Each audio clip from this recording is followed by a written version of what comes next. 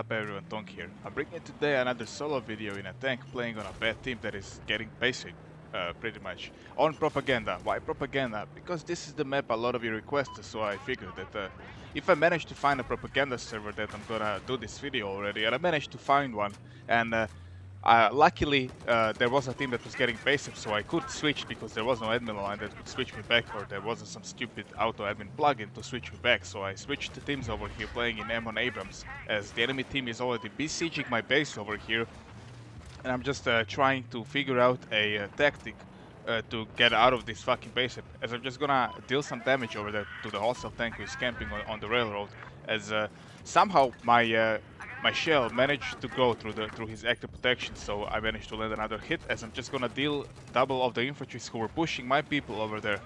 And that is probably the best thing you can do when there is enemy players pushing your players. Try to suppress them or even kill them if you have the good aim that they, as I just did. And now this tank, this hostile MBT over here is trying to base hit me, so I'm just gonna use this truck over here to deny the motherfucker the angle to shoot me. And then I'm gonna do my shot over here because he doesn't see where I am right now. And I'm just gonna deal a disable shot on him, the base aping motherfucker, and manage to take him out over here, making him lose their main battle tech that's in our base. In the meantime, my team somehow managed to capture Charlie, which is possibly the worst flag on this map to capture, since you're in the middle of all the clusterfucks and all the surrounding flags, people will come from there. But Charlie flag doesn't mean a lot to me right now because we still don't have alpha, and there are hostiles everywhere on the railroad, head glitching the railroad, and the reason I kinda don't like this map is because the flags are so close to each other. I mean, I usually am okay with that, but I'm talking about Delta and Bravo. If you take Bravo, like, you can instantly expect a push from Delta, like, the enemy is there in a matter of 5 seconds. You don't have time to even reload your fucking gun. Actually, you don't even have time to look at your gun because the enemy is already there. And that is why I don't like at least this part of propaganda, the Bravo Delta thingy, that shit after on the right side of the rails. It's because I think the spawn points are, when I check the spawn point on this map, they are so badly designed, guys, and I will show you that. I'm guessing if I'm gonna make a propaganda guide, I will show you the spawn points, and they're so badly designed that you will see later in the video where I die 2 times in the course of this round, where a guy can literally spawn behind me while we are controlling the flag and shoot me with RPG into the back, simply because the game offers him a spawn point on this particular map behind the enemy spawn lines. And that is completely ridiculously designed with zero effort and zero attention to details. Like, okay, this guy shouldn't spawn behind a enemy tank or a squadron of infantry to take them out, but he did. So you will see later in the clip. But anyway, enough about me whining about the spawn points. What this map does good is that it offers you a good amount of firepower. If you're playing with a friend or with a squadron, and if you have good infantry, then it's okay to play. But if you don't have good infantry on this map, like I did, this map is just a horrible, really bad map to play alone. And I just wanted to test it. How is it to play alone? And there was so many situations where I wished I had Mrs. Daddy with me, or I wished I had an infantry player with me who could deal some damage to these people that are camping in the houses, and I cannot go there because the fucking flags are so clustered together that if I go inside a flag, that it's a guaranteed death sentence for me, especially in the Abrams tank, which is highly disadvantaged on this map. But I'm putting the HMG in good use over here, as I'm tearing new assholes to these people over here on Bravo. And the good thing about these buildings is that they are destructible. As you see, I'm shooting people through the opening of the rubble of the house that just collapsed. So that is one good thing. But another bad thing is with Levolution like this, when the houses go down and the obstacles collapse, it often leaves those particular areas with shit tons of invisible walls where you cannot shoot people, as you're like wasting your fucking tank shells and they're just getting stuck on these invisible objects in Battlefield 4. And that is really fucking infuriating when it comes to that, when you cannot take out some people that are behind these walls. Luckily, I did not have that this round, because that is really random. These invisible walls, I find to be really random. I can mostly see them on Golmud Railway or Rogue Transmission once the dish goes down. But on propaganda, sometimes, especially on this flag I'm on right now, as I said, it happens when you collapse these buildings, and then you have to like uh, magically somehow flag the enemy to kill them behind the house because you cannot shoot through it. But we managed to capture Bravo over here as I was putting my tank to good use, killing all the infantries over there. So I'm just gonna go over here to turn my tank, because the worst thing you can do on this map is go on the main road and then try to turn your tank, which will most likely result in you taking an RPG shot while you shouldn't have, and maybe get yourself immobilized or taking damage for no reason. So if you can take some cover to turn your tank so you can drive normally, do that. That's what I'm doing when I can, and when I noticed, okay, I have cover here, I'm just gonna turn my tank so that I wouldn't get shot by RPGs. And this guy over here is trying to hide behind this container. But the good thing is that the container, I used the container as splash damage, so I managed to take him out. And these areas over here are really dangerous. As you see, the tank can just pick me over there, as I have no idea what I just destroyed over there and killed 2 infantry. I'm thinking that it was that fucking EOD bot thingy, Roar, with I don't know what the fuck, I think it's Roar. And I shot it with the tank shell, and once that thing explodes, I think it deals like some additional splash damage to the infantry. So I'm guessing that they also took the splash damage from my tank shell, and then they took the splash damage from the raw that exploded, is how I got the double kill over there. And I even managed to hit the tank in the same process. Don't ask me how, but somehow it fucking happened. And I cannot approach Charlie over here because they're both tanks over there on the left side, as I deal 1 shot to the first tank, and I take a hit over here because I didn't know this guy was here, but I managed to take him out before he deals too much damage to me.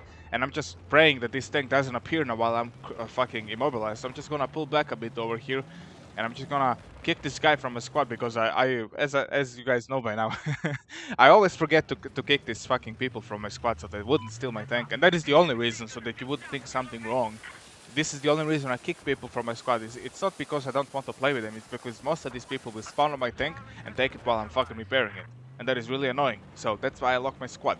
So I managed to repair my tank, kick the guy, lock the thing, and I'm just gonna go back to the same road over here as I land a shot on the tank over here. And I think this is where I think he's gonna try to repair his tank over there, and that is where I'm seeing the best opportunity I have to take him out. I'm checking from the outside view, as I completely failed to shoot the guy who is approaching the tank, and I'm looking from the outside view, waiting for the guy to go into the repair state, but he doesn't, so I'm just gonna use this truck as cover. And I missed and he missed, so that's good. Then I'm just gonna fall back again over here, and I'm just trying to buy myself some time for my active protection to go back up so that I can approach him again. And until I take out the tank over there, I cannot approach Charlie, so I really have to think of something. And there we go. I'm watching from the outside view, and I see that he's repairing, and then I managed to take the guy down, canceling his kill streak over there. So I'm just gonna go back above on the fucking rail over there. I'm just gonna take out the guy, and I'm getting shot from somewhere, and I'm trying to figure where, because this map has so many spots on these rails, and I'm trying to figure out where the guy was. And I'm looking around, and then I'm just gonna go into thermal optics, and I see the guy from the fucking train over there as I fucking nudge my tank to dodge the RPG so that I wouldn't get the hit, and in the same time managed to take the guy out. And I like this map for the reason that it has kind of like this road especially. It's kind of long. It's kind of very long, so that you have some time to run away and have a lot of maneuver space if you're getting shot by a lot of people in the same time. And a lot of vanilla maps in Battlefield 4 don't offer that. I'm talking about maps like Flood Zone, Hainan, and Zavod, and this map, at least if you're playing on the roadside, offers you that, so that's kind of okay. As I'm just gonna approach Charlie over here, trying to capture the. I'm gonna try to capture the flag for my team over here, and I'm trying to splash damage the people who are behind the container, but I failed to do so. And I wanted to say something. I went to play on high sensitivity over here for the reason that there is a lot of people over there, and I have to turn really fast, so accuracy doesn't matter to me right now, because there is a lot of people everywhere around me, so I have to take care of switching and shooting them really fast, as enemy tank is back up and he's in Charlie. And here I'm taking the shots, and this is why I said it's really dangerous, as a friendly tank helps me over here by speeding the process of me spinning my tank. He kind of flipped me so I could spin my tank faster, and here a random guy on the battlefield offers me repair so that I wouldn't have to go out and repair myself. And that is always nice. I like people who are offering repairs and trying to team play. So I'm just gonna try to pay the guy back by taking out this fucking RPG guy as I finally get an opportunity to do so. So I'm just gonna go to this position over here on the left for the reason that I see that we have one guy on the left over here, and I see that he's watching the corridor that's on my left. And there is now a lot of people on Charlie, so I'm just gonna take down the mines and I'm gonna approach Charlie because I'm kind of confident that that now we can take and hold this flag. The problem on Charlie is that also the spawn points are also badly done, so you have people spawning in 360 angles all around the flag. And when I play this fucking map, I'm always unlucky that they always spawn behind me or on the side of me or on most unexpected positions ever. As this guy is getting a nice Colombian necktie over there from my teammate. And this is probably the spot I like the most on this map. Once you get Charlie, you usually have good cover from your teammates. You have a lot of good obstacles that you can use for cover, and you also have a nice maneuver space. As I'm gonna show you in a minute, when I'm gonna start to take too much damage, I'm just gonna maneuver back inside Charlie from Echo to save myself from taking too much damage.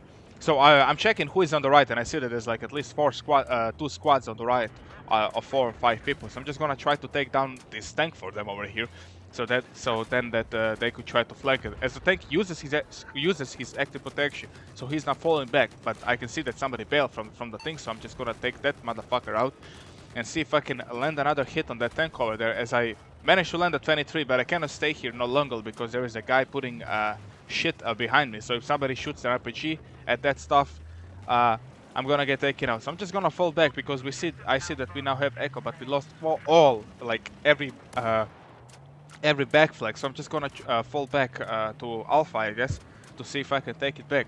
Now the hardest thing about playing solo on this map is that the enemy can literally be anywhere. As you see, we are already losing Charlie, but I see that that we have enough people on Charlie to hold the flag, and I know that if now nobody goes to these fucking back flags, that we're gonna get backshotted. So I'm just gonna try to do my best. As the enemy team already awaits me with RPGs and shit, so I'm just gonna try to suppress the guy of not being able to take me out. And I see that now that another squad of infantry will also push. So if now they are taking the middle, I'm gonna go to the road over here on the left to see if I can push from this side. And this is where I'm gonna get surprised by a lot of people who are over here. As I take the first RPG hit, but if I stop moving, I'm gonna die certainly. There's now a lot of engineers around me as I fail to kill this guy, and I'm taking now a lot of damage. I'm already on 26 health. One more shot, I'm down. I managed to take down 2 guys in the process, but as you see, they just gangbanged me with shit tons of RPGs. So I'm just gonna spawn back after the tank respawn, and I'm just gonna try to put the same pressure again on the same flag. And these surprise gang attacks with 5 engineers are almost impossible to survive, especially if they're on different positions. And if you are out in the open, guys, you can expect yourself on the spawn screen, as I did, as you saw 30 seconds ago. And the enemy team is always trying to put these mines over here, and this is where thermal optic is okay. If you paid attention on the side of the door, there is some sort of a bush or some fucking tree in front of it. So had I been using zoom optics or no optics, it could have been a high percentage that I could have drove on those mines and died. So I'm kind of happy that I was using thermal optics. As you see, there's a tree right on the road, and this tank, if he was not using thermal optics, or I don't know what is he using, he would probably die by those mines. So I potentially, I guess, saved my tank by destroying those mines. And now, with some good pressure stuff that I've put on the enemy team, as I kind of saved my tank over there by not taking the second RPG shot into the ass. But as you see, my team is now doing quite well. Remember, 10 minutes ago when we started this video, my team was getting passive. And I'm thinking that maybe I did some good difference on this map by helping my team out. And since now Charlie is the only thing that is left for the enemy, even though we are losing Delta and Echo, but I'm already on Charlie. I'm just gonna try to take down Charlie. And the reason I'm destroying friendly mines is there is a lot of situations where you can suddenly somebody can shoot those mines, an enemy engineer, and those mines will explode and kill your tank. So that's why I take them out. So if you're one of those guys who is putting mines on the road, I'm sorry about that. But I can never be too cautious. So I'm sorry if I'm destroying your fucking mines, mate.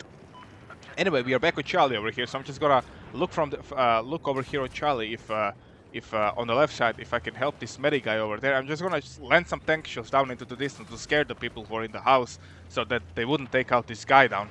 And the guy's doing quite well there. If you check the minimap now on the left side, he's trying to push. So I'm just gonna go to the middle, and there's gonna be a clusterfuck of people over here, as it usually is in propaganda. So they're all in this house over here, and I'm already starting to take RPG shots. And I managed to take out the engineer down, so I'm just gonna fall back, just not to take too much damage at the same time. I'm just gonna fall back over here behind the truck, so until I think that it's kind of safe enough to pick. And if you're playing solo in a tank and you don't have a gunner or you don't have a lot of friends that play Battlefield 4, then the best thing you can do is learn how to go back to cover when you need to. And that's what I'm doing right now. I'm using maximal cover I can use from the left side. And since we have all the back flags, I'm just gonna keep at it and trying to smash people on the left side as I take down the enemy EOD bot, the roar thingy. And I'm kind of driving now into the cap zone because I'm trying to block the enemy from not neutralizing the flag. And there's a lot of them here on the right. And I'm just gonna keep splash damaging the guy.